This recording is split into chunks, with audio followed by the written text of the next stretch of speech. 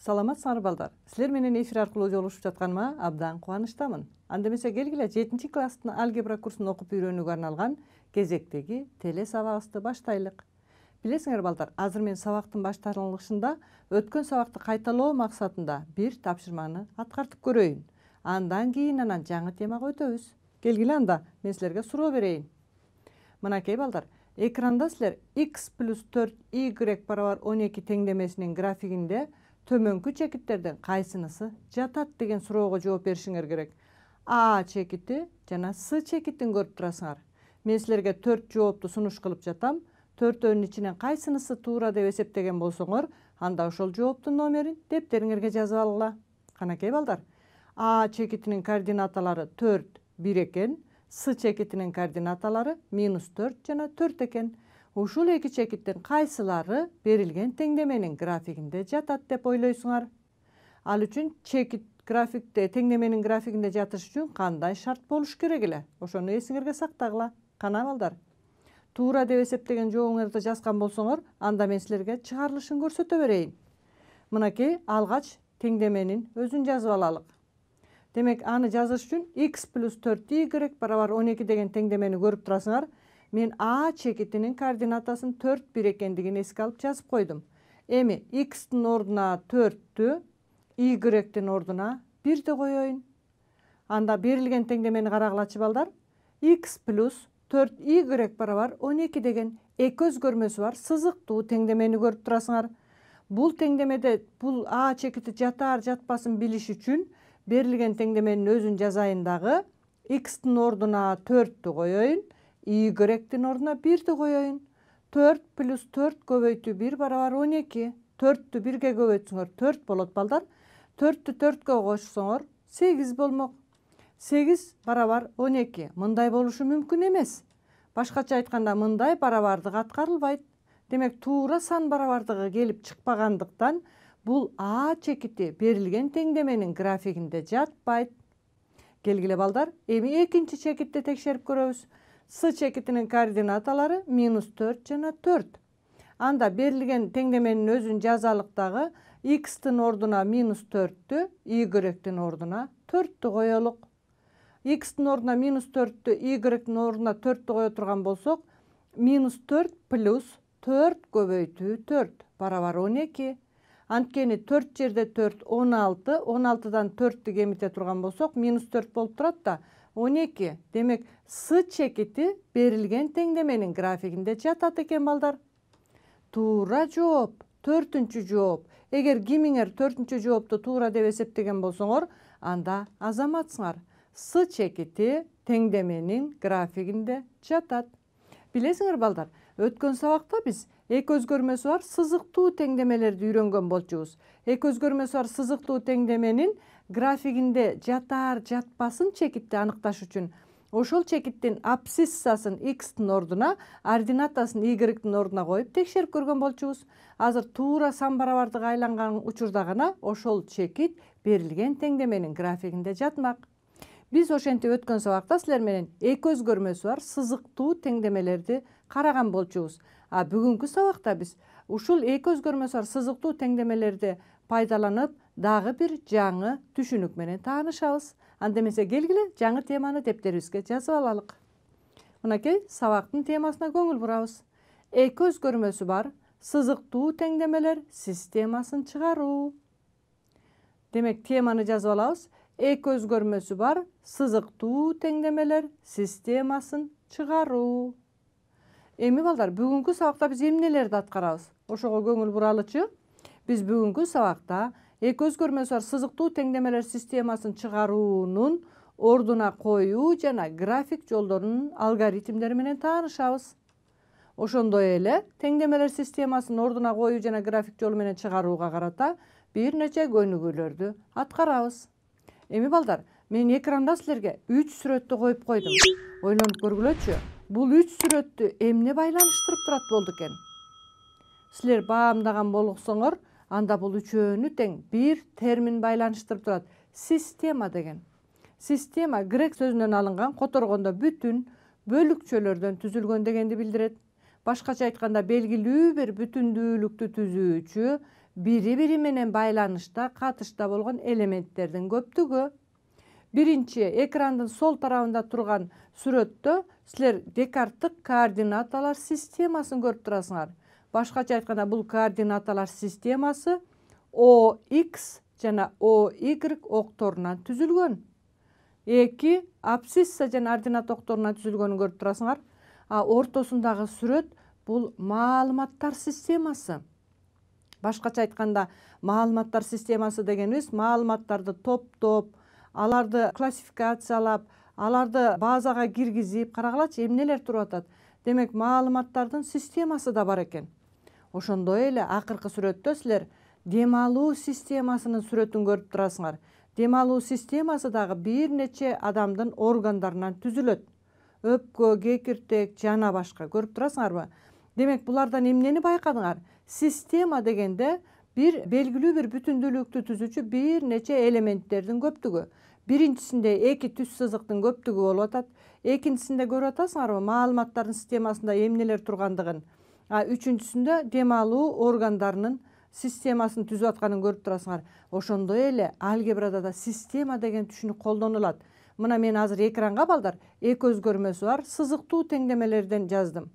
Силер көрүп турган эки теңдеме эки өзгөрмөлүү сызыктуу теңдемелер. Эми мен ушул бүгүнкү сабакта ушул эки өзгөрмөсү бар сызыктуу теңдемелердин системасын түзөм. Карагылачы, система деп алгебрада айтылгандагы белгини карагыла. Фигуралуу кашаа менен жазылып жатат. Демек, координаталар системасы, маалыматтар системасы, дем алуу системасы жана теңдемелер системасын көрүп турасыңар.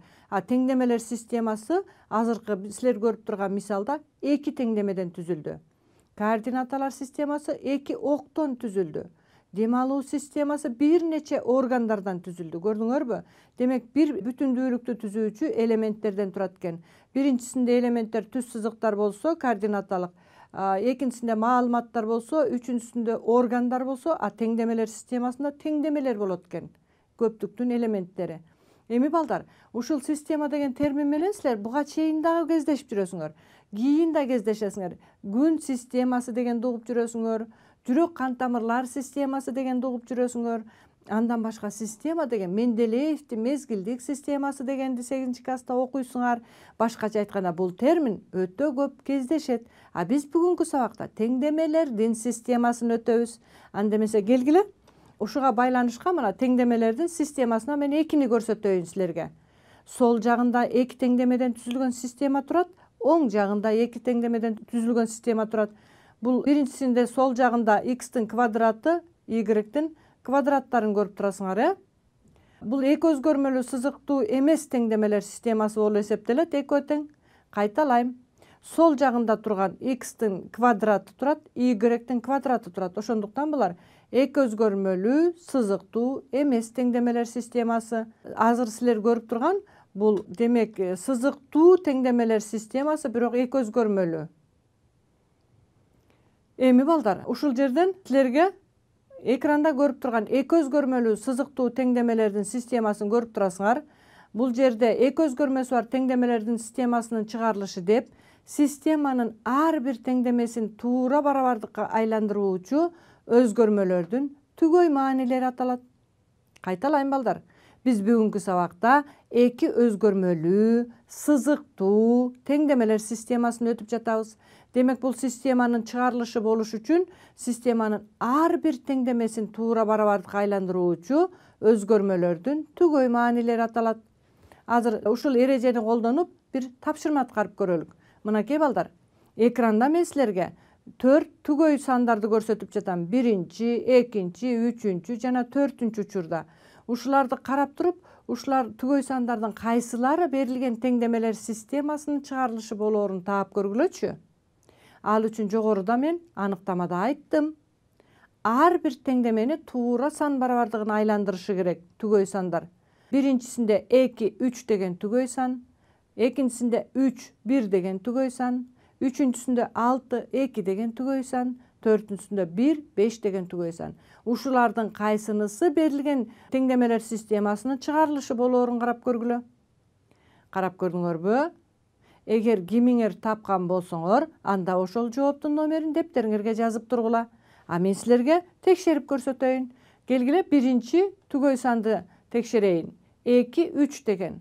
Демек, теңдемелер системасынын чыгарылышы болуш үчүн биринчи теңдемедеги x менен y-тин ордуна x-тин ордуна 2-ни, y-тин ордуна 3-тү коюп жазып алайын. 2 көбөйтүү 1 плюс 3 барабар 7. Жана ошол эле түгөй санды балдар экинчи теңдемеге да коюшуңар керек. X-тин ордуна 2-ни, y-тин ордуна 3-тү коёюн. Мынакей, эми келгиле ушул туура сан барабардыгы пайда болдубу? Текшерип көрөлүк. 2-ни 1-ге көбөйтсөк 2, 2-ге 3-тү кошсок 5. 5 барабар 7 дейт. А 3-тү 3-кө көбөйтсөм 9, 9-дан 2-ни кемитсем минус 7 барабар 0 дейт. Туура барабардык келип чыкпагандыктан булар барабар эмес же барабар боло алышпайт. Демек, мындан 2, 3 деген түгөй сан берилген теңдемелер системасынын чыгарылышы боло албайт. Эми экинчи түгөй санды текшерип көрөлүк. Мында дагы x-тин ордуна 3-тү, y-тин ордуна 1-ди койдум. Экинчи теңдемеге дагы x-тин ордуна 3-тү, y-тин ордуна 1-ди койдум. Эки жерде 3 6, 6-га 1-ди кошсом 7, 7 барабар 7 келип чыкты. 3-тү 1-ге көбөйтсөм 3, 3-төн 3-тү кемитсем 0, 0 барабар 0. Туура сан барабардыктары пайда болду. Эми үчүнчү түгөйдү текшерип көрөлү. Мында дагы x-тин ордуна 6-ны, y-тин ордуна 2-ни коёюн. Мынакей 2 теңдемеге тең койсом 12 плюс 2 14 барабар 7, экинчисинде 0 барабар 0. Ушул жерден бир нерсени байкагылачы балдар. Демек, биринчи туура сан барабардыгы келип чыккан жок. 14 7-ге барабар эмес. А экинчи теңдемени канааттандырды. Эми келгиле 4-үнчү түгөйдү текшерели. X-тин ордуна 1-ди коелу, y-тин ордуна 5-ти коелу, 2 теңдемеге тең. Эсептей турган болсок 7 барабар 7 минус 14 0-гө барабар эмес. Эми балдар, экранды жакшылап баамдап тургулачы. Биринчи түгөй сан 2 теңдемени тең туура сан барабардыгына айландырган жок. Экинчи түгөй сан экөөнү тең туура сан барабардыгына айландырды. А үчүнчүдө менен төртүнчүдө бирден теңдемелерди туура сан барабардыгына айландырды, бирдендери айландырган жок. Демек, теңдемелер системасынын чыгарылышы болуш үчүн экөөнү тең туура сан барабардыгына айландырганда гана чыгарылышы болот балдар. Анда туура жообу экинчи жооп экен. Эгер кимиңер экинчи жоопту туура деген болсоңор, анда азаматсыңар. Жообун жазган учурда 3-1 түгөй сандары системанын чыгарылышы болот деп жазабыз. Урматтуу окуучулар, ушул жерден силердин эсиңерге сактай туруучу нерсе, теңдемелер системасынын чыгарылышы болуш үчүн сөзсүз системадагы катышкан теңдемелердин ар бирин туура сан барабардыгына айландырышы керек. Айрым түгөйлөр көрдүңөрбү? Бир теңдемени туура сан барабардыгына айландырды, экинчисин айландырган жок. Демек, бул учурда ал чыгарылышы болуп эсептелбейт. Экөөнү тең туура сан барабардыгына айландырганда гана чыгарылышы болот. Бирок билесиңерби балдар, теңдемелер системасы ар дайым эки эле теңдемеден түзүлбөйт. Канча өзгөрмө катышса, ошончо теңдемеден түзүлүшү мүмкүн. 3 өзгөрмөсү катышып атса, 3 теңдемеден түзүлгөн учурлар кездешет мектеп курсунда. Эгер 4 белгисиз өзгөрмө катышса, 4 теңдемеден түзүлгөн учурлар кездешет. Биз мектеп курсунда 7-класста ушул принцип менен теңдемелер системасы түзүлгөнүн чыгарабыз. Андемесе, келгиле, сызыктуу теңдемелер системасын чыгаруунун ыкмалары кандай жолдор менен чыгарат экенбиз, ошого көңүл буралычы. 7-класстын алгебра курсуна ордуна коюу жолу менен чыгарабыз, график жолу менен чыгарабыз жана кошуу жолу менен чыгарабыз. А биз бүгүнкү сабакта балдар ошолордун ичинен экөөнө токтолобуз. Ордуна коюу жолу жана график жолу менен чыгарганды көрөбүз. Алгач мен силерге ордуна коюу жолу менен чыгаруунун алгоритмин көрсөтөйүн. Системанын кандайдыр бир теңдемесиндеги бир өзгөрмөнү экинчиси аркылуу туюнтабыз. Экинчи этапта алынган туюнтманы системанын башка теңдемесиндеги ушул өзгөрмөнүн ордуна коебуз. Жана үчүнчү этапта келип чыккан бир өзгөрмөсү бар теңдемени чыгарабыз. Төртүнчү этапта эки өзгөрмөнүн тиешелүү маанисин табабыз жана келип чыккан жообун жазабыз. Мына балдар, ушул этаптарды сактап, азыр мен тапшырма аткарып көрөйүн. Мынакей бизге эки өзгөрмөсү бар сызыктуу теңдемелер системасы берилди. Мен ушул теңдемелер системасын эки жол менен тең чыгарып көрсөтөйүн. Биринчисине ордуна коюу жолу менен, башкача айтканда теңдемелер системасындагы теңдемелердин бирөөнөн мына мен x'ты y аркылуу туюнтуп алайын. Y барабардыктын оң жагына алып өтсөм минус y болуп өттү. Эми экинчи теңдемеде силер көрүп турасыңарбы? X минус y барабар 7 болуп жатат го. Ушул x'тин ордуна мен 5 минус y ордуна коёюн. Ошон үчүн ордуна коюу жолу. Кайталайм. Экинчи теңдемедеги x'тин ордуна 5 минус y коем. Ушул туюнтманы койсом, мына ордуна коюу жолун пайдаланып жатам. X'ти алып, анын ордуна 5 минус y коем. Эми карагылачы балдар, экинчи теңдемеңер бир белгисиздүү сызыктуу теңдеме болуп калды. Минус y минус 2y берет. 5 минус 2y барабар 7. Мында минус 2y биринчи теңдеменин өзүн жазып баратам. 5ти барабардыктын оң жагына алып өтсөм, 5 минус болуп өтөт да 7ден 5ти алсам 2 калды. Эми y таба алабыз балдар. Y табыш үчүн 2-ни минус 2ге бөлүп койдум. Минус 1 чыкты. Эми биринчи теңдемедеги y ордуна минус 1ди койгулачы. Минус менен минус плюс болуп кетип, x барабар 6. Мынакей мен теңдемелер системасын ордуна коюу жолу менен чыгардым. Бул теңдемелер системасынын чыгарылышы 6 минус 1 деген түгөй сандар экен. X'ти биринчи жаздым, Y экинчи жаздым. Текшерип көрөлүчү, X'тин ордуна 6-ны, Y-тин ордуна минус 1ди коюп текшерсек, туура сан барабардыктары келип чыкты мынакей. Экөөндө тең. Демек 6 минус 1 деген теңдемелер системасына чыгарылышы. Эми ушул эле теңдемелер системасын мен график жолу менен чыгарайын. Ал үчүн биринчи теңдемеден да Y-ти, экинчи теңдемеден да Y-ти X аркылуу туюнтуп алайын. Биринчиден Y-ти тапсам, X'ти барабардыктын оң жагына алып өттүм. Экинчисинде Y-ти оң жагына алып өтсөм, X минус 7 пайда болду. Эми муну экөөнүн тең графигин бир эле координаталар системасына түзүп көрөлүк. Биринчиси Y барабар 5 минус X деген сызыктуу теңдеме. Мунун графигин түзүш үчүн эки эле маани берүү жетиштүү. Биринчисине X'ка 5ти берсем, 5тен 5ти алсам 0 болот. Демек 5, 0 деген чекитти табайын. Мынакей балдар. Экинчисине 0ду берейин. X'ка 0ду берсем, 5тен 0ду кемитсем 5 чыгат. 0, 5 деген чекит. Мынакей.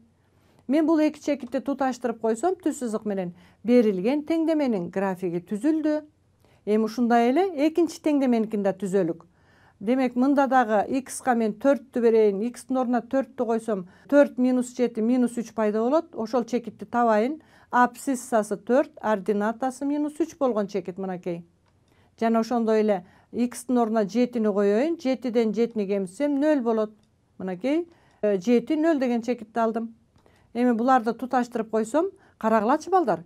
Эки теңдеменин графиктери бир чекитте кесилишти. 6 минус 1 деген чекитте кесилишти. Көрүп жатасыңарбы? Мына мен көк түс менен боеп койдум. Демек 6 минус 1 деген чекит берилген теңдемелер системасынын чыгарылышы болуп эсептелет. Жообу 6 минус 1. Мынакей балдар, мен бир эле теңдемелер системасын эки ыкма менен чыгардым. Эми дагы бир теңдемелер системасын чыгарайын. Мында мен алгач теңдемелер системасын өзүн көчүрүп жасайын дагы. Биринчи теңдемеден X'ти таап алайын. 6 минус Y болот. Же X'ти Y аркылуу туюнттум. Анан экинчи теңдемедеги X'тин ордуна 6 минус Y коюп туруп, экинчи теңдемени бир белгисиздүү болгондуктан өзүнчө көчүрүп жазып чыгарсаңар болот. Андан кийин кашааларды ачсам, 3 менен 6-ны көбөйтсөм 18. 3 менен минус Y-ти көбөйтсөм минус 3Y, минус 5Y барабар 2. Окшош кошулуучуларды топтосом минус 3Y менен минус 5Y минус 8Y берет. 2ден 18-ди кемитсем минус 16. Мындан Y барабар 2 экенин көрдүңөр. Көрдүңөрбү балдар? Теңдемелер системасындагы бир белгисиздүү теңдемелер пайда болгон учурда өзүнчө чыгарып алсаңар болот. Андан аранан улайлык. Y барабар 2 экенин көрдүңөр. Эми X барабар 6 минус Y теңдемесиндеги X барабар 6 минус Y-теги Y-тин ордуна 2-ни койдум. Анда Y барабар 2 келип чыкты. Демек Y барабар 2 болсо, X'тин 4 экендигин көрдүңөр. Туура жообу 4 жана 2. Урматтуу окуучулар, бүгүнкү сабакта мен силерге теңдемелер системасы деген эмне экендигин айттым. Эки өзгөрмөсү бар сызыктуу теңдемелер системасынын чыгарылышы түгөй сандар болоорун айттым. бирок теңдемелер системасы ар дайым эле чыгарылышка ээ боло бербей тургандыгын айткым келет. Бул теманы биз кийинки сабакта дагы улайбыз. Ошондуктан мен силер менен кайрадан жолугушка чейин коштошоюн. Саламатта калгыла.